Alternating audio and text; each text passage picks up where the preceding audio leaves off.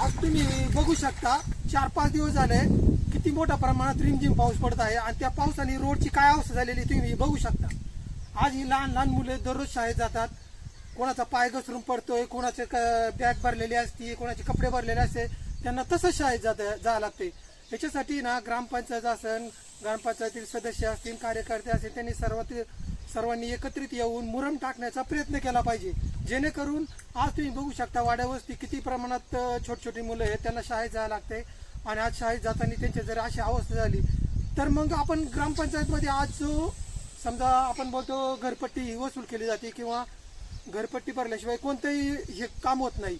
आणि मग आज तुम्ही बघू शकता हे रोडला जर थोडा मुरम टाकला, ग्रामपंचायत निधी असेल किंवा आमदार निधी असेल या निधीमधून थोडा रस्त्याची मुरम टाकून जर कामं केली तर मुलांना त्रास होणार नाहीये।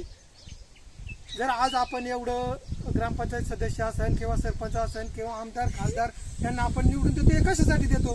आणि जर आज तुम्ही रोडची अवस्था बघा ना कशी आहे, कसं या लहान लहान मुलं बघा, तुम्ही शाळेत जाताना किती त्रास होतोय सांगा तुम्ही पोरांना, किती त्रास होतो शाळेत जाताना? सायकलीवरून पडणं, पाय घसरून पडणं, कपडे चिखलाने भरून जातात, शाळेत जाऊन तसंच बसायला लागतं चिखलाचे कपडे घेऊन। परत जर तुम्ही मुरम टाकला तर चांगलं होईल, आम्हाला शाळेत जायला पण सोपं होईल। त्यामुळे तुमच्या सर्वांचं म्हणणं आहे ग्रामपंचायतवाल्यांनी आम्हाला उशीर मुरम पण टाकला, नाही होणार शाळेत जायला।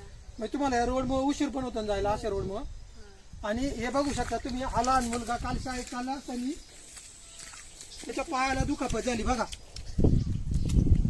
जर रोड जर चांगले असेल तर अशा गोष्टी घडणार नाही ना। याच्यासाठी माझं ग्रामपंचायत असेल, ग्रामपंचायत मधले कार्यकर्ते असतील, गावकरी असतील, यांनी सर्वांनी एकत्रित येऊन प्रत्येक छोटे छोटे रस्ते असतील त्याच्यावरती मुरम टाकण्याचा प्रयत्न केला पाहिजे, जेणेकरून भविष्यात मुलांना त्रास होणार नाही।